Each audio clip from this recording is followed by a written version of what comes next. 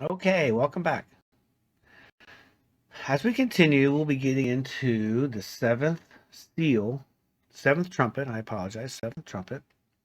However, it takes a little break right here. The book does, and we have a little break between the sixth trumpet and the seventh trumpet.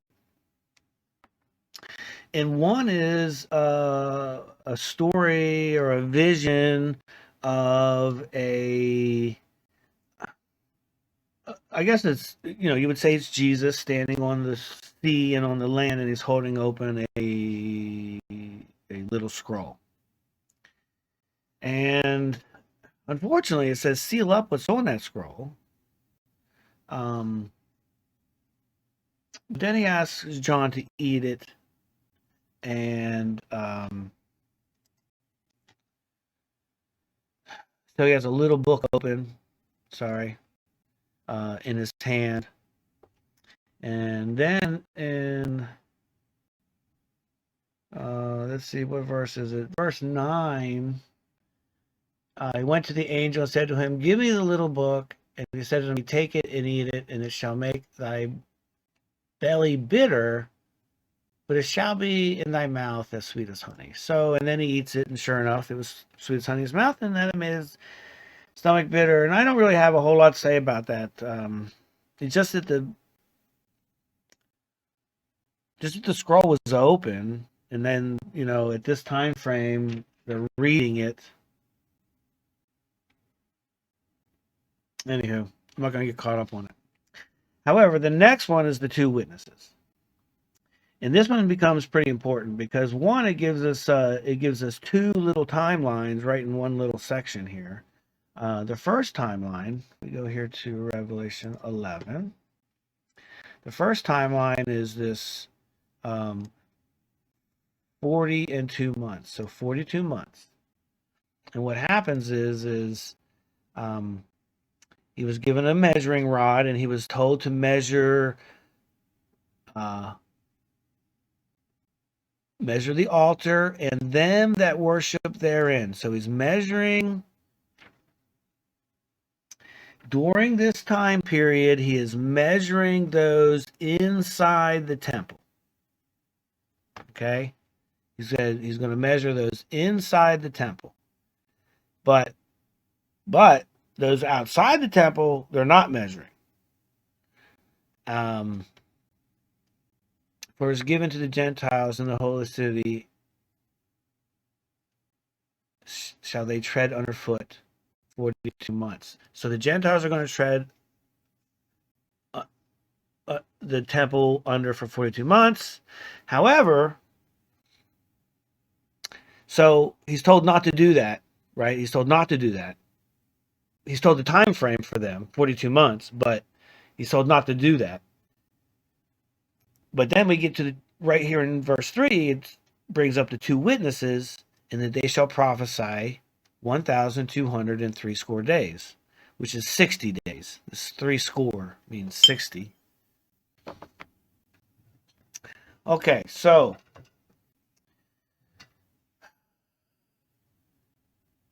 these two witnesses are the ones who are actually doing the measuring. So, uh,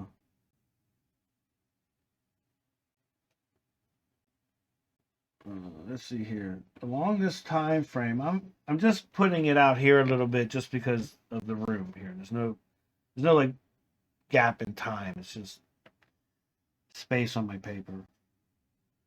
So that the witnesses here, two witnesses,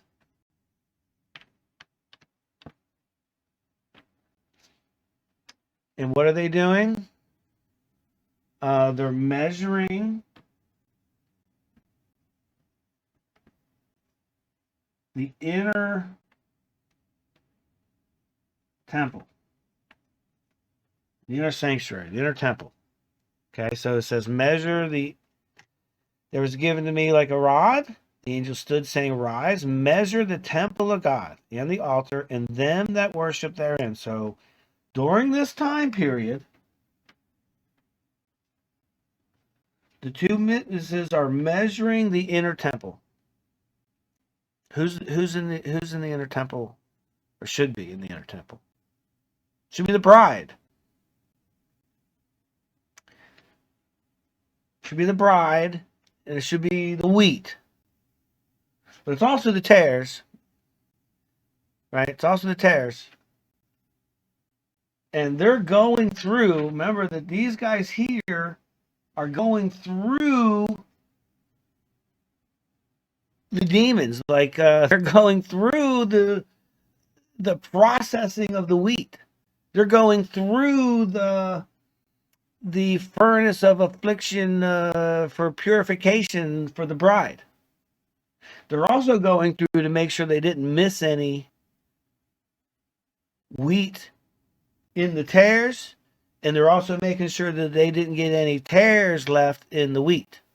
So they're being so these two witnesses are doing the measuring along this time, and as the bride goes through these trials, how she reacts, the witnesses are going to witness that. And they're going to determine, her fate kind of she's going to determine her own fate, but they're going to witness it. Okay?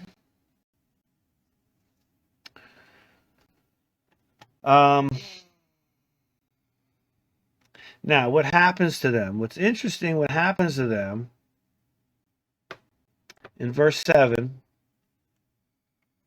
when they have finished their testimony, the beast that ascendeth out of the bottomless pit shall make war against them, and shall overcome them, and kill them.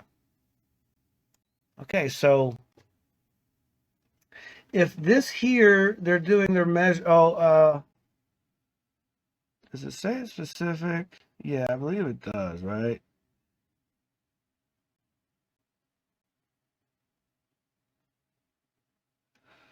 Okay, so I just wanted to make sure that, in verse 6, it does say that these two witnesses have the power to shut heaven, that it not rain in the days of their prophecy, right? So they are out preaching, right? So then just wanted to make sure we're talking about the same people. And when they had finished their testimony, so this is them prophesying, two witnesses prophesying. When they had finished their testimony, so right here, for how long? Let me go back here. Remember, for how long? How long? Let's go back up to 1,203 store days. Remember that? So 1,260 days. So they're going to witness. They're going to measure the temple. They're going to be watching the bride and how she reacts to these challenges that nobody can see, that they're demons, that they're invisible.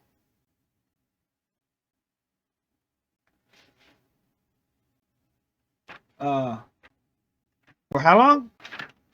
1,260 days,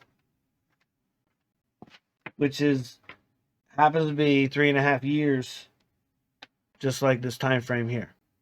Okay? So they're measuring the temple for that long.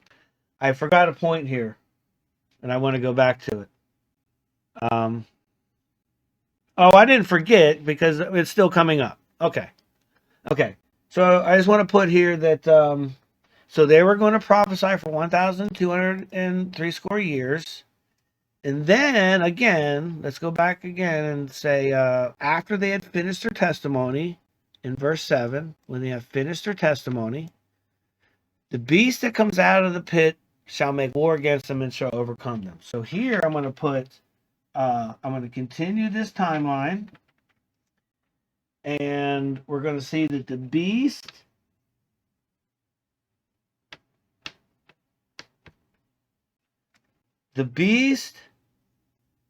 makes war and kills them. Beast, war, kill. Okay? Okay, so it says after their testimony, the beast that comes up will make war against them and kill them. Right? However, Now watch this. Now watch this. Okay, so once they're dead here, the beast that comes out of the pit shall make war against them, shall overcome them and kill them. And their bodies shall lie in the street of the great city, which is spiritually called Sodom and Egypt, where our Lord was crucified. The people will rejoice over them because they tormented them. But after 3 days and a half, the Spirit of God re-entered them. They stood on their feet, and fear fell upon them which saw them. And they heard a great voice from heaven saying unto them, Come up here. And they ascended up to heaven in a cloud, and their enemies beheld them. So, guess what?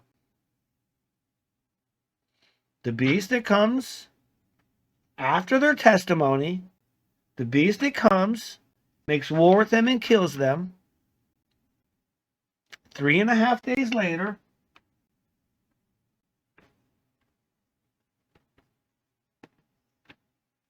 what happens?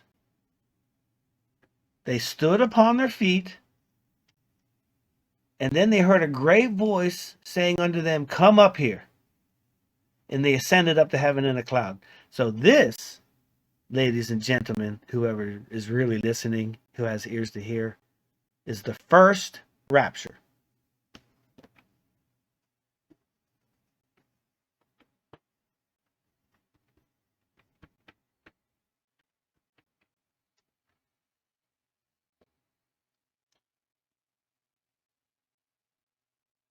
Okay?